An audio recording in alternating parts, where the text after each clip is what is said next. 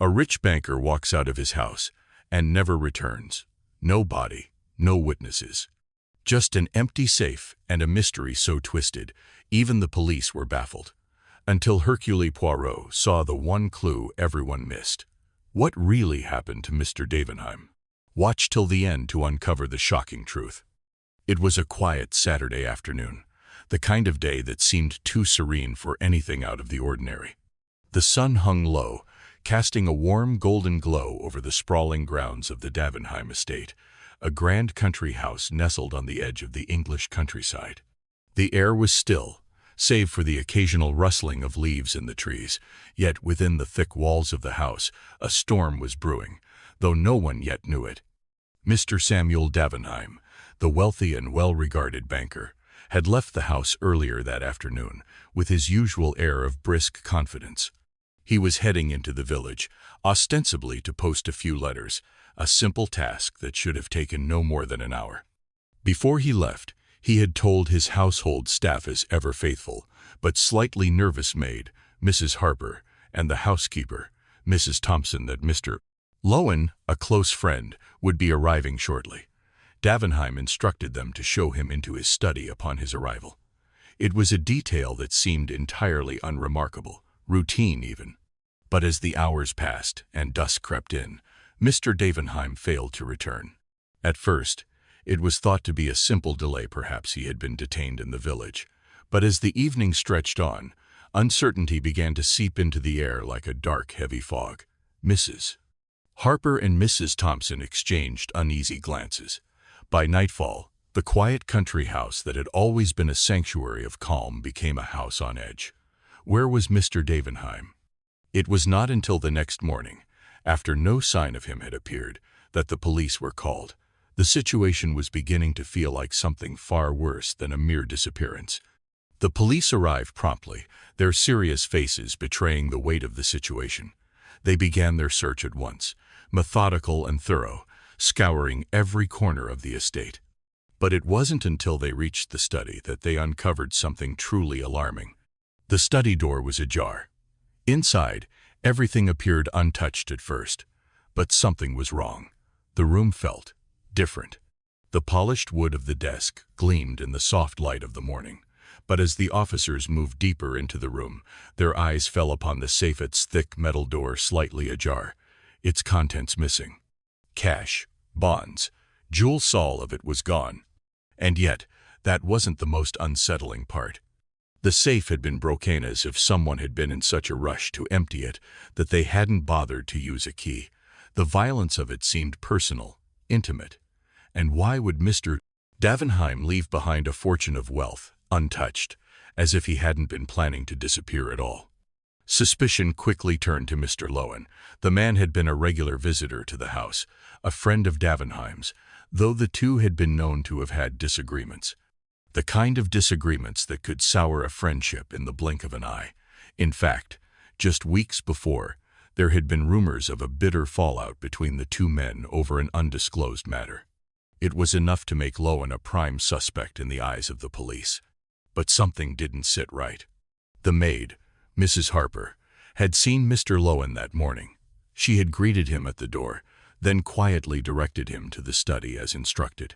But the strange thing was Lowen had appeared uneasy, his usual composure cracked just a little. He hadn't seemed surprised by Davenheim's disappearance. He hadn't even seemed concerned. In fact, he had gone so far as to ask Mrs. Harper if she had noticed anything odd about Mr. Davenheim's manner of late. Had he been acting strangely? Lowen had asked, his voice low, almost too casual for a friend worried about the fate of another. The question had stuck with Mrs. Harper ever since. Why had Lowen asked it? No, the truth was that something about Lowen's calmness seemed wrong too. His presence didn't fit the puzzle. He wasn't acting like a man worried about his old friend's disappearance. And yet, where was Davenheim? Why had he vanished without a trace, leaving only a broken safe, an absent friend, and the chilling feeling that something much darker was at play? As the day stretched into evening, and the police scoured every inch of the estate for clues, they began to question everything. Could it be that Mr. Davenheim had planned this disappearance himself? Could he have staged his own vanishing, as elaborate as it was? Or had something more sinister transpired, something that involved the very people he trusted most? And as the evening shadows deepened, one thought lingered in the minds of all who had gathered at the estate. What could be the connection between the broken safe, the missing banker, and the mysterious friend who seemed so indifferent? And as the evening shadows deepened, one thought lingered in the minds of all who had gathered at the estate. What could be the connection between the broken safe, the missing banker, and the mysterious friend who seemed so indifferent? Cliffhanger ending.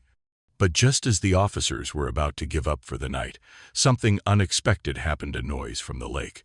A ripple in the water, faint but unmistakable. Was it a clue, or was it just the wind?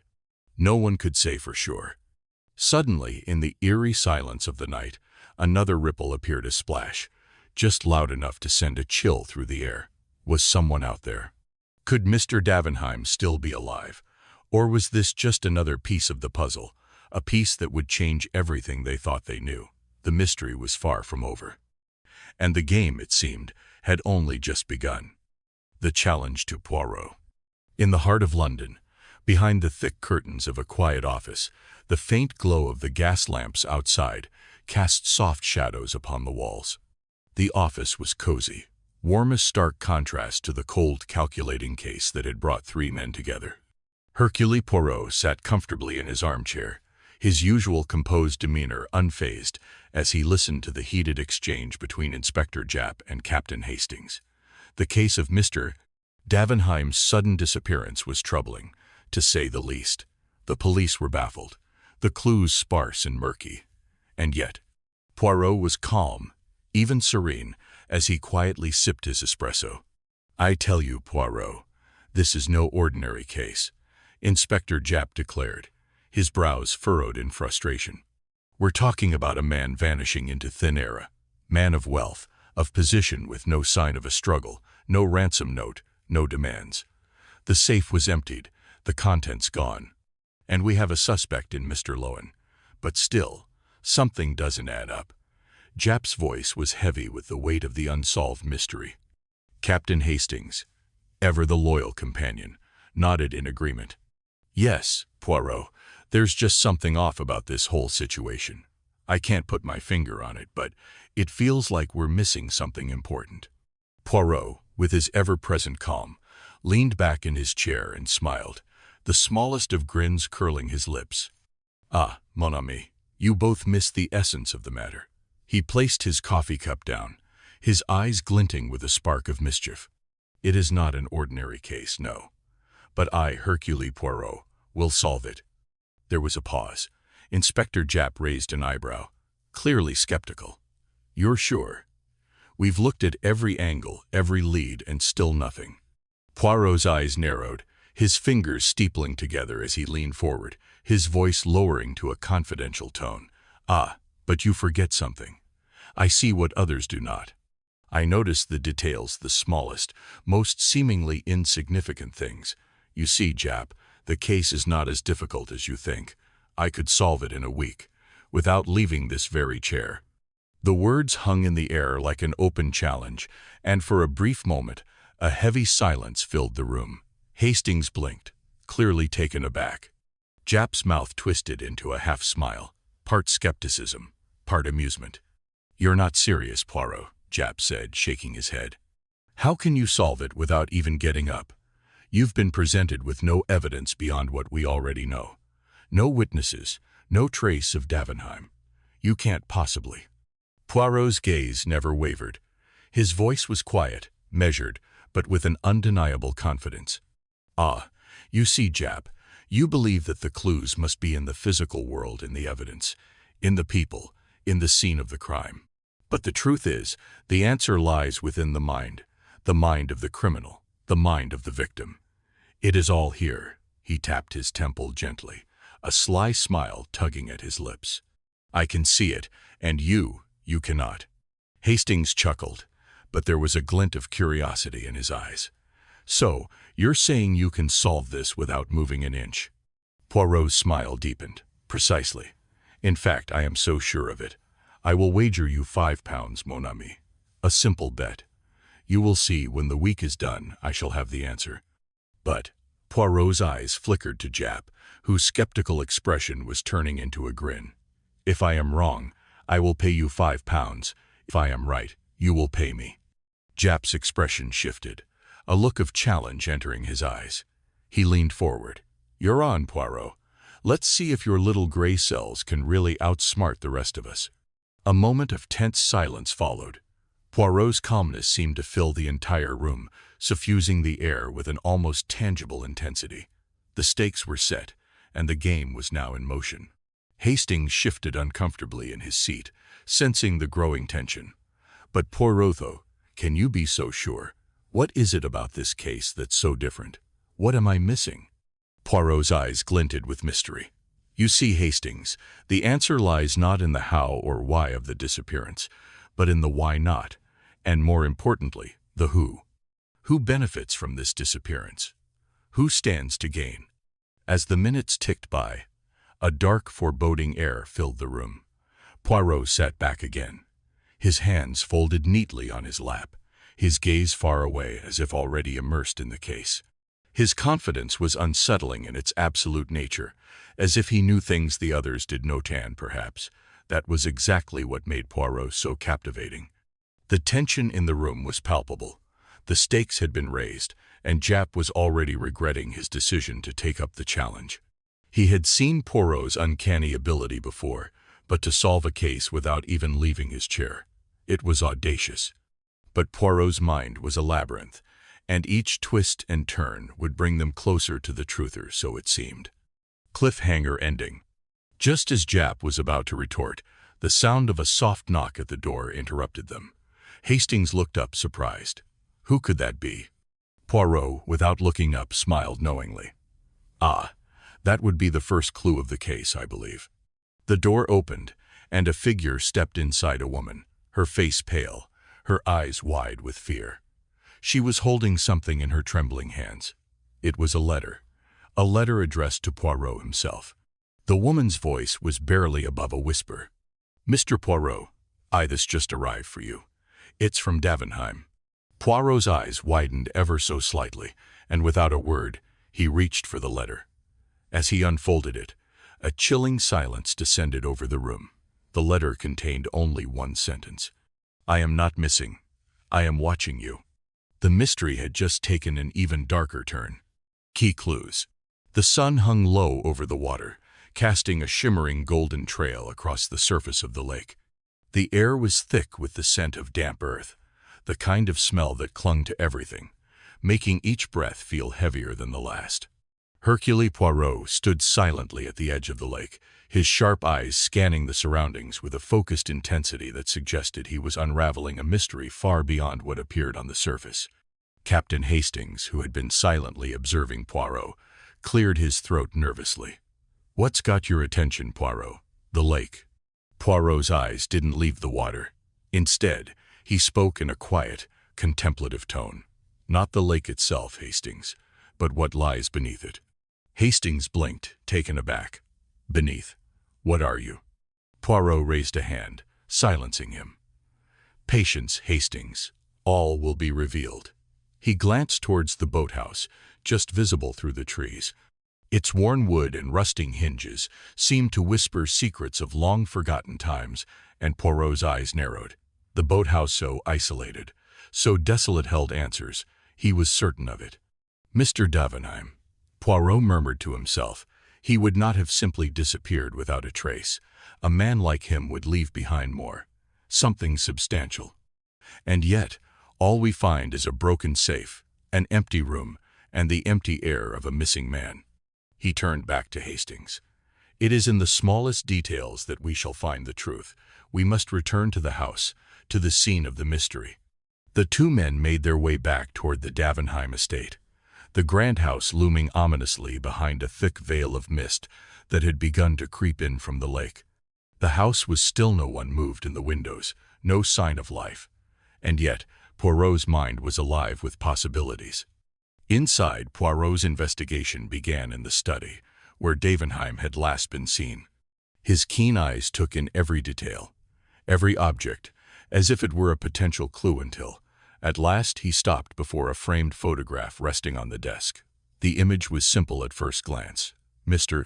Davenheim in a casual pose, standing on the lawn outside his home, a smile on his lips, and yet, there was something strange about it. Poirot picked it up delicately, his eyes narrowing. The picture was recent, no more than a few weeks old, but Davenheim was not the man he had been described to be. In the photo, he sported long, unkempt hair, a full beard, and a thick mustache that obscured his features. It was a disguise. It had to be. But why? "This is no coincidence," Poirot said, his voice a soft murmur. He glanced at Hastings, whose confusion was palpable. "Do you see it now, Hastings? The man you thought you knew is no longer the same. He has changed, and not just in appearance. This is a clue, a significant one." Hastings furrowed his brow. But why would Davenheim disguise himself like this? And if he's gone to such lengths, what's he hiding? Is he running from something? Poirot's gaze remained fixed on the photograph, his mind whirring with thoughts and deductions. He was already several steps ahead, piecing together the puzzle in his mind. "The question is not why he disguised himself, Hastings," he said slowly. "But who would he be trying to hide from?" Poirot turned abruptly, heading toward the door with a new purpose. "We must go to the boathouse." Hastings followed, his curiosity growing with every step. The boathouse? What could that possibly have to do with Davenheim's disappearance? Poirot didn't answer. Instead, his eyes glinted with an unspoken certainty, as though the final piece of the puzzle was already within reach. Outside, the air had grown colder, and the mist hung thick in the air. The boathouse loomed ahead, dilapidated and forgotten. As they approached, Poirot's pace quickened, his intuition guiding him, pushing him toward the structure. He stopped just before the door, his eyes narrowing at the darkened interior. "I can feel it," he said quietly. "The answer is here, waiting for us." He reached for the rusted handle, pushing the door open with a creak that echoed in the stillness. Inside, the smell of mildew and decay was overpowering, but Poirot didn't flinch. His eyes scanned the room, taking in every corner. There, against the far wall, a small table was cluttered with items. Ropes, a lantern, and Poirot's gaze fixed on a torn piece of a map, half hidden under a stack of papers. "This," Poirot breathed, a chill running down his spine. He moved swiftly, gathering the pieces of the map. "This is it, Hastings. This is the path." Hastings leaned in, his brow furrowing. "The path to what, Poirot?" Poirot didn't answer immediately. Instead, he examined the map closely. It showed the lake, the estate, and something hidden in the woods just beyond the property. A secret passage. A hidden escape route. Poirot's hand hovered over the map as if touching it might unlock the next step in the mystery. Then, slowly, he turned to Hastings, his eyes alight with a knowing glint. "We are not just looking for a missing man, Hastings. We are looking for a criminala man who has hidden his identity, his past, and now his very presence." A silence settled over them. Hastings couldn't speak. The weight of Poirot's words settled in his chest like a stone. The sense of foreboding grew. And just as Poirot moved to leave the boathouse, his eyes suddenly narrowed on something in the corner of the room. A faint sound, footsteps echoed outside. Someone was approaching. Poirot turned swiftly, his face a mask of calm, but inside, his mind raced. Was it Davenheim? Or had someone else been watching them all along? Cliffhanger ending. As the sound of footsteps grew louder, the door to the boathouse creaked open, and a shadowy figure appeared in the threshold. Poirot stood frozen for a moment, his gaze fixed on the figure. Then, without a word, he stepped forward, his fingers brushing against the map once more. "Who?" Poirot whispered under his breath. "Who has come?" The figure stepped into the dim light, their face obscured by the shadows. "Mr. Poirot," the voice was low and gravelly. "I believe you are looking for someone, but it is not who you think." The door slammed shut behind them. Poirot's instincts lead him deeper into the mystery.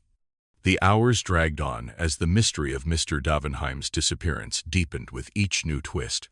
Poirot, ever calm and calculating, stood in the center of the grand study, his fingers lightly tracing the edge of the desk.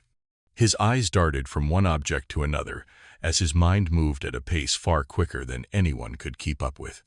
Captain Hastings, standing by the fireplace, shifted uneasily. He had been trying to keep up with Poirot's rapid deductions, but felt lost in the complexity of the case. He cleared his throat, a nervous habit that had developed when Poirot was on the brink of an epiphany. "Poirot," Hastings began, his voice filled with both concern and awe. "You've been here for hours. What's your next move? What are you thinking?" Poirot turned, his piercing eyes locking onto Hastings. There was a slight smile on his lips, but it wasn't one of triumph. It was something much deeper, a smile laced with the promise of something far more complicated, the truth. "You see, Hastings, most would look at this case and believe the answer is simple. A man goes missing, a safe is robbed, and his whereabouts are unknown. But that, mon ami, is where they are mistaken," Poirot murmured. "What they fail to see, what they cannot possibly understand, are the threads that connect every tiny detail. Every action Mr. Davenheim took before his disappearance, every move he made, every word he spoke, it is all part of a larger, hidden picture." Hastings raised an eyebrow, trying to keep pace. "But what does it all mean, Poirot? You speak in riddles, as usual. How does a broken safe and a missing man lead to what? A crime?" Poirot's eyes glinted as he crossed the room to the window, where he stood gazing out at the sprawling grounds of Davenheim's estate. His reflection in the glass seemed almost otherworldly, as if he were peering into a reality beyond what the eye could see. "It is more than a crime, Hastings. It is a conspiracy, one that has been carefully hidden under layers of smoke and mirrors. And you are right, my friend. You see, the safe was emptied, but only the obvious valuable cash, jewels, bonds. The real treasure was never meant to be seen by the naked eye. Mr. Davenheim was hiding something far more dangerous, something far more valuable." Hastings' confusion deepened, and he opened his mouth to protest, but Poirot held up a finger, silencing him. "Do you recall the picture we found in the study, Hastings? The photograph of Mr. Davenheim?" Poirot asked, his voice growing more intense. Hastings nodded. "Yes. But I still don't see how it connects. A man in disguise. What? Many do it. What's the significance?" Poirot's face hardened, his gaze becoming sharp as a blade. "The disguise, not just for the sake of hiding from others, it is to hide from himself." Hastings blinked, taken aback by the unexpected turn of Poirot's reasoning. "What do you mean?" Poirot leaned in, his voice dropping to a near whisper, as though sharing a secret with only the walls. Mr. Davenheim knew the truth. He knew the people who were after him, the people who had followed him for years. His disguise wasn't just a mere whim. It was his last desperate attempt to escape the forces that sought him, forces that we have yet to uncover. And those forces, Hastings, they are much closer than we think. A silence hung in the room, broken only by the faint sound of the wind outside, stirring the trees. Poirot stepped away from the window, moving with purpose toward the desk once more. He picked up a small, unassuming item, a key that had been sitting there all along, unnoticed until now. It was tarnished, old, but its presence was ominous. Poirot turned it over in his hands, as though it were a puzzle piece falling into place. "This key, Hastings," Poirot said softly, almost to himself. "It does not belong here. This key does not belong to Mr. Davenheim's study, nor to any room in this house.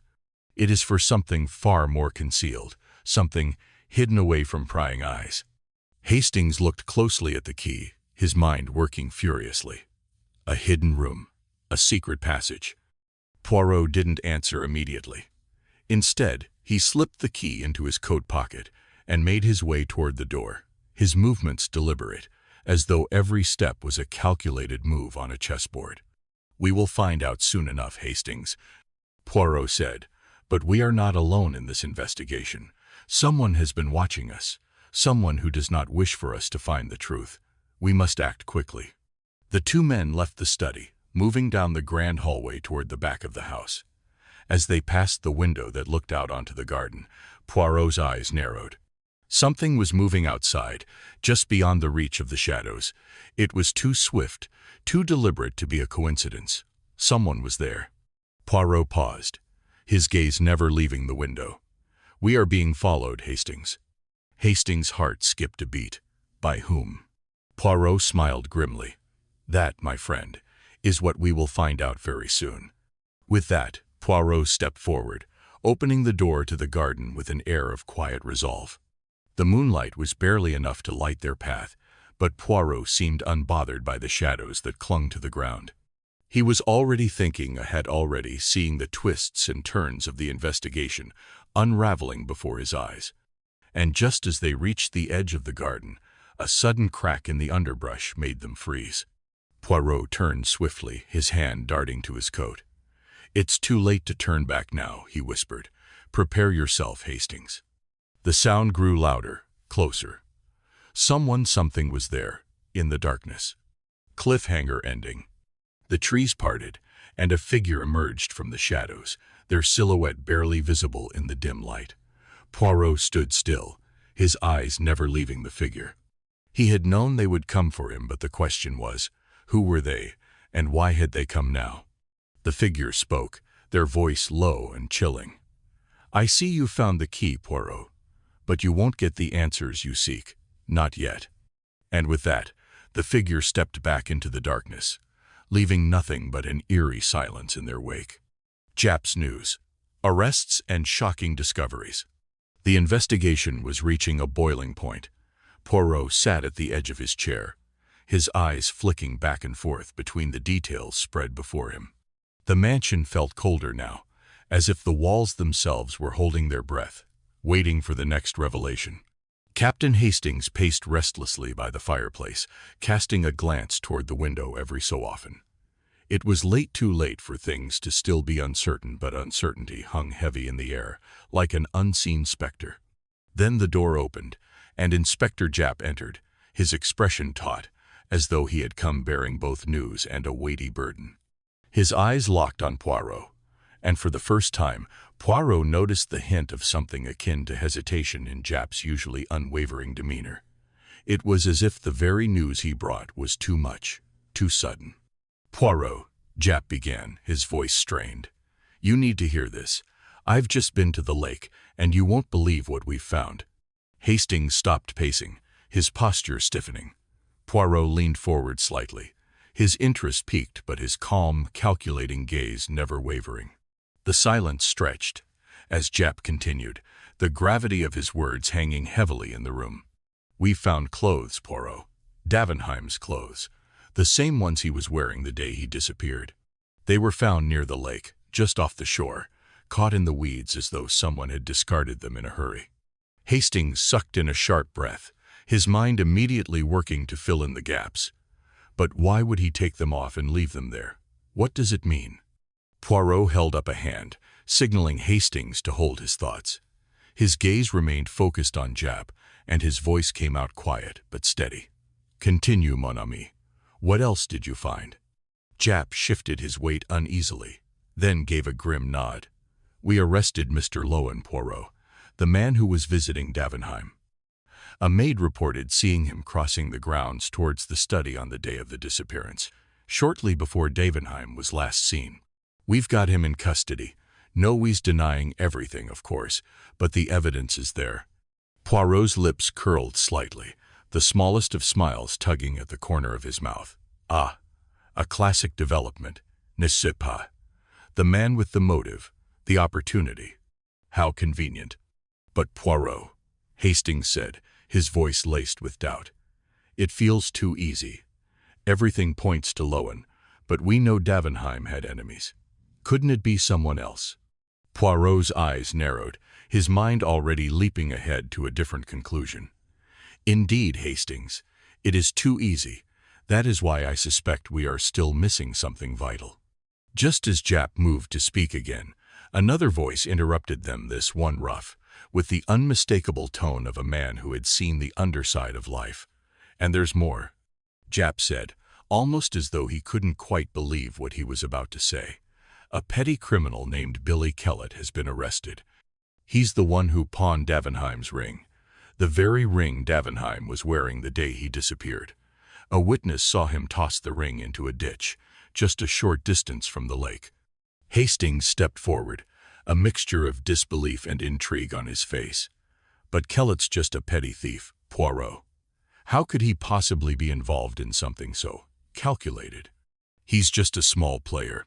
Poirot's expression remained inscrutable, his thoughts running far deeper than anyone could guess. You are right, Monsieur Hastings. A petty thief could not have planned this on his own. Yet, what if he is merely a pawn in a much larger game? Poirot stood up, moving slowly around the room, as though trying to align the pieces of a puzzle only he could see. He picked up Davenheim's ring, examining it closely, as if it could hold the answers to the many questions swirling in his mind. "Tell me, Inspector," Poirot said, his voice now steely. "What was the condition of the ring when Kellett pawned it? Did he show any signs of guilt or fear?" Japp hesitated, his fingers tapping nervously on his own lapel as he recalled the details. The ring was polished, as though someone had gone to great lengths to make it look presentable. Kellett didn't seem to know much about its value. He just said he found it, tossed away by some man who resembled Davenheim. But when we questioned him further, he clammed up. "He's hiding something, Poirot. I can feel it." Poirot smiled enigmatically. "It seems, mon ami, that our friend Mr. Kellett knows far more than he is letting on. His story, though hazy, might be our key to unlocking the mystery." The room fell into a heavy silence as Poirot walked to the window, staring out into the darkness beyond. The air was thick with questions, each one more complicated than the last. What was Davenheim hiding? Why had he gone to such lengths to conceal the truth? And how far did the conspiracy stretch? The clock was ticking, and Poirot knew time was not on their side. Just as Hastings opened his mouth to ask Poirot what the next step was, Poirot raised a hand, signaling him to be silent. "Listen," Poirot said softly, his eyes still fixed on the shadows outside. "There is something we are overlooking. Something small, insignificant, perhaps, but it could change everything." Hastings and Japp leaned in, their curiosity now at a fever pitch. Poirot's voice dropped lower, almost to a whisper, as he spoke his next words. "I believe Davenheim did not simply disappear. I believe he staged it. He knew what was coming, and someone else was involved, someone we have not yet accounted for. And unless we find this person, unless we understand their role, we will never uncover the true motive behind Mr. Davenheim's vanishing." A tense silence filled the room. The weight of Poirot's words hung in the air, suffocating everything else. In that moment, it felt as though the very fabric of reality had been torn away, leaving only the unknown. Just as Poirot turned to face them, the door slammed open with a loud bang, causing all three men to jump. A breathless constable stood there, his face pale with fear. "Poirot, sir, there's something you need to see," the constable stammered. "It's at the lake. You need to come now." Cliffhanger ending. Poirot's eyes flashed with a sudden realization. He knew instinctively that this was the moment. The missing piece was about to fall into place, but would it lead them to the truth or to something darker than they ever expected? Without a word, Poirot strode past the constable, his mind racing, his pulse quickening. Whatever awaited them at the lake, it would bring them closer to the answer.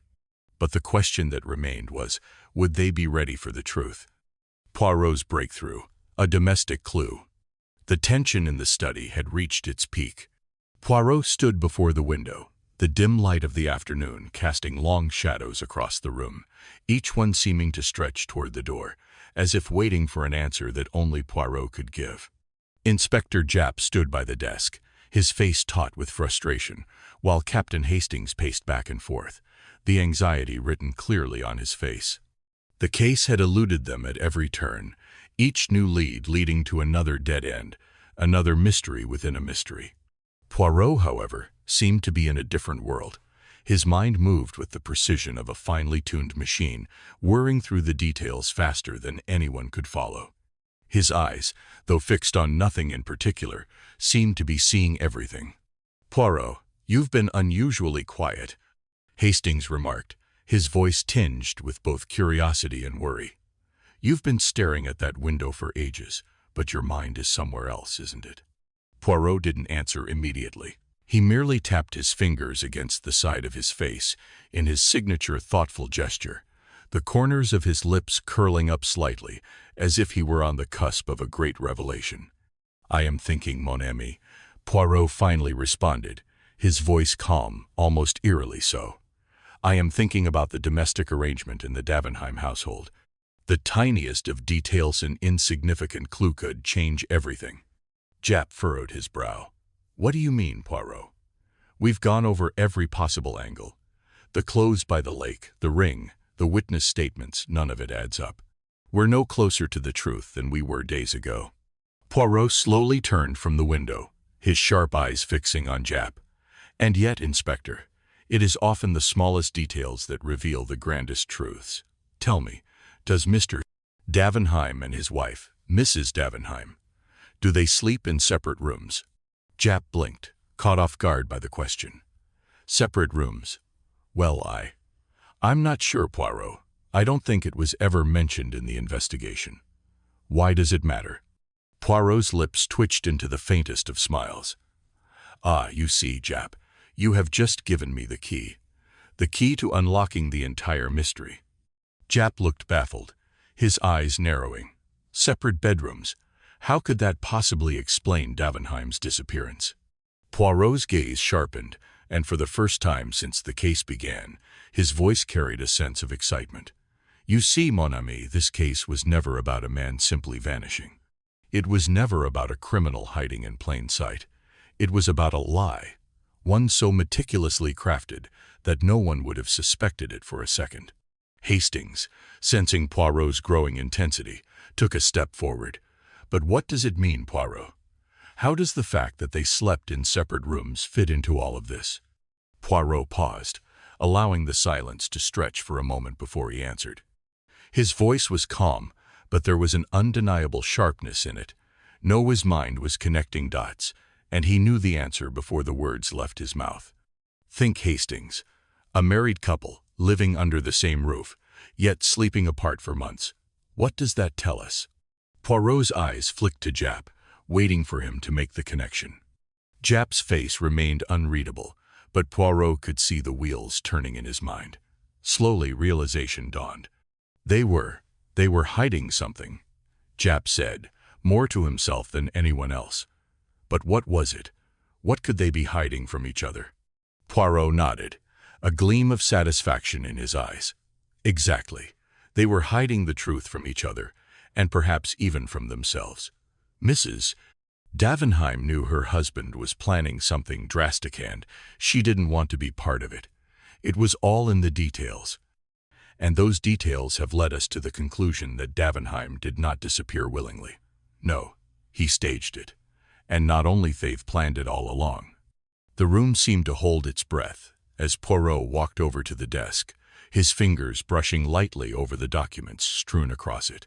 His mind was already 2 steps ahead, already on the verge of the final, life-altering conclusion. "I suspect," Poirot continued, "that Mr. Davenheim orchestrated his own disappearance, knowing full well that someone would come looking for him. But who would that someone be, I wonder?" He turned to Japp, his gaze now hard with purpose. "You need to withdraw all the money you can from Davenheim's bank. It will be gone soon. I am certain of it." Hastings looked at Poirot in confusion. "Wait, Poirot. Are you saying Davenheim faked his own disappearance? For what reason? Why would he do that?" Poirot smiled, but it wasn't his usual confident grin. It was the smile of a man who had unlocked the final mystery and whose mind was now racing towards the truth, faster than anyone could keep up. "Because, Hastings, it was never about the disappearance at all. It was about what Davenheim was trying to hide, and who he was trying to protect. Someone in that house has been playing a far more dangerous game than we ever imagined." Poirot took a deep breath and turned towards Japp. "Go, Inspector. You have no time to waste." Japp hesitated. a new urgency in his eyes. "But Poirot, if we act now, we might miss something crucial. What's our next move?" Poirot raised a finger, his eyes gleaming with certainty. "The next move, mon ami, is you. You must act quickly, or the money will be gone, and with it, all our answers. But be warned, Inspector, this will take us to the heart of the mystery, and perhaps to a much darker place than we could ever have anticipated." Cliffhanger ending.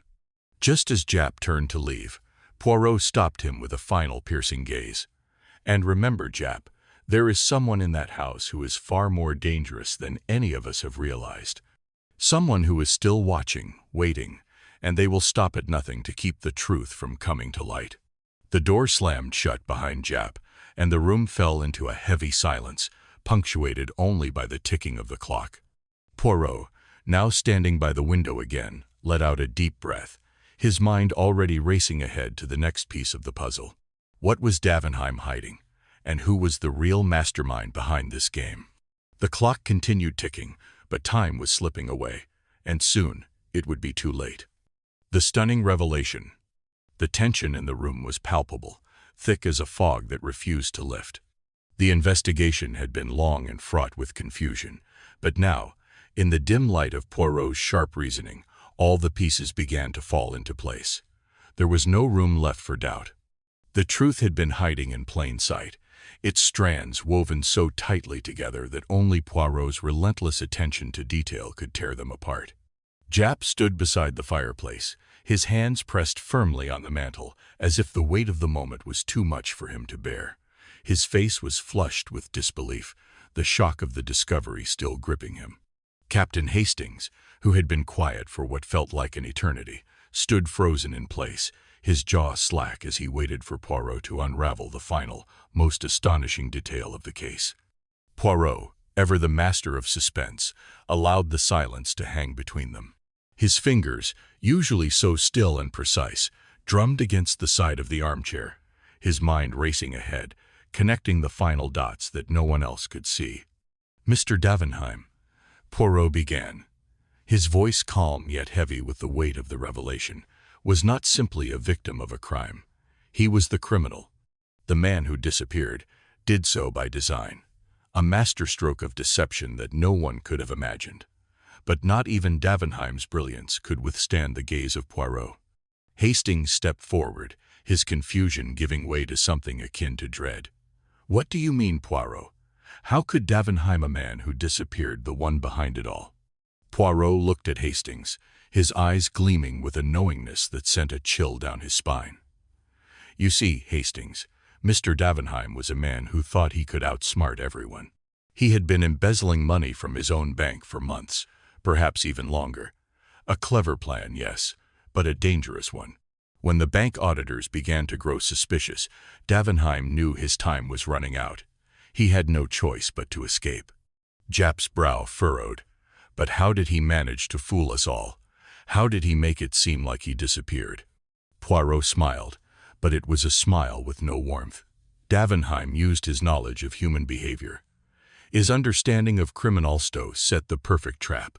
The clothes in the lake, the ring pawned by Billy Kellett, and the witness who saw Lowen near the study. All distractions, deliberate distractions designed to keep us focused on the wrong clues. Hastings' eyes widened as he began to see it, the game Davenheim had played, and how Poirot had slowly peeled back the layers. "And what about the man who pawned the ring? Billy Kellett, what's his role?" Poirot's expression became serious, his eyes narrowing as if the final truth were now within his grasp. Billy Kellett, Hastings, was no ordinary petty criminal. In fact, he wasn't a criminal at all. He was Davenheim, in disguise. There was a long, stunned silence. Hastings took a sharp breath, his heart racing. "You're telling me Billy Kellett was Mr. Davenheim all along?" "Precisely," Poirot replied, his voice lowering as he drew out the final staggering detail. "Mr. Davenheim, using his extensive knowledge of criminal behavior, carefully assumed the identity of Billy Kellett, a petty criminal no one would ever suspect. He crafted the perfect alibi, manipulated the situation with expert precision, and framed Kellett as the pawn in his own game. The ring, the ditch, the supposed theft-itch detail, designed to make us believe the entire plan was orchestrated by someone else. Jap's mind was spinning, and his words came out in a flurry. But why? Why would Davenheim go to such extremes?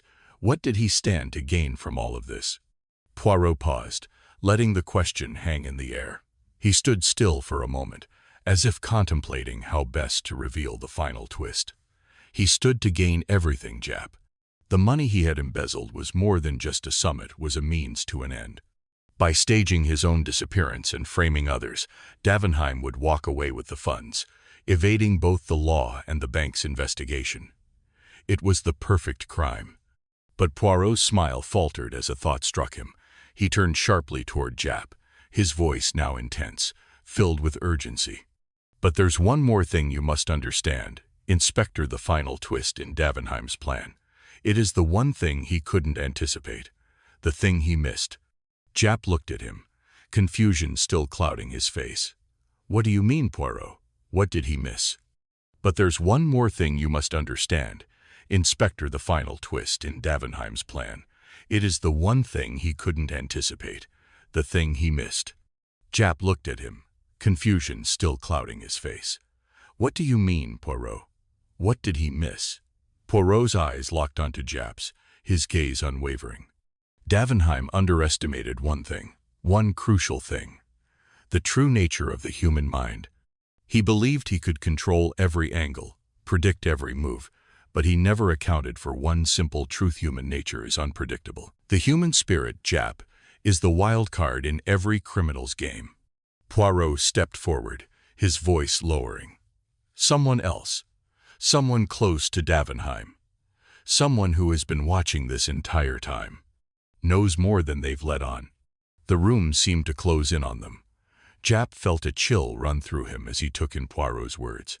"You mean there's someone else involved in all of this?" His voice trembled with the weight of the possibility. Poirot nodded, his eyes sharp, his voice cold as ice. "Yes, Jap. And that person, whoever they are, will stop at nothing to make sure that the truth never comes to light. They've been in the shadows, manipulating everything from the start. And now, the true danger is only just beginning." Cliffhanger ending. The sound of a door creaking open echoed through the room. Poirot, Jap, and Hastings turned as one. A figure stepped into the doorway, and for a brief moment, the air itself seemed to freeze. The figure's identity was hidden in the shadows, but their presence was unmistakable, and the sudden realization of who it might be sent a shockwave through the room. Poirot's eyes narrowed. "Ah, so it is you." And just like that, the mystery was far from over. The true mastermind was still lurking in the shadows, and the final revelation was yet to come. The unexpected collapse. The investigation had come to its end, but the shadows of Davenheim's schemes still loomed large. The grand puzzle, twisted and complex, had been solved, each intricate detail revealing more than what the mind could have anticipated. Yet, as Poirot stood in the midst of the aftermath, the air felt unnervingly Chargita's, though the universe itself had a final twist up its sleeve. It was the morning after the storm, the London fog lingering in the streets like a veil, masking the city's secrets. The morning paper fluttered on the table, its headline splashed across the front page in bold black letters: "Davenheim's bank collapses." The scandal shook the very foundations of London's financial district. What was once a pillar of security and wealth had crumbled overnight, its secrets exposed, its downfall swift and brutal. Davenheim had vanished, and with him, so too had the money he'd stolen. But now the aftermath of his actions had set the stage for a catastrophe that no one could have foreseen. Jap, his face flushed with disbelief, scanned the paper in silence. His mind, ever skeptical and cynical, couldn't wrap itself around the situation. He had been a part of the unraveling of the mystery, but the bank's sudden collapse felt like the final cruel ironic twist of fate, too perfect for even Davenheim himself to have planned. Jap had always thought of Poirot's methods as little more than theatrics, but this was something else entirely. The shockwave from the collapse hit harder than any revelation. Jap turned slowly toward Poirot, who stood by the window, his hands clasped behind his back. The detective's profile was sharp, illuminated by the pale light of the morning, as if he were the very embodiment of mystery itself. "Poirot," Japp began, his voice laced with both astonishment and begrudging respect. "You were right all along, weren't you? Davenheim's scheme. It worked. He played us all for fools. And yet, in the end, it was all for nothing." Poirot turned toward him with that ever-so-slight smile, his eyes gleaming with a knowing look, one that only he could possess.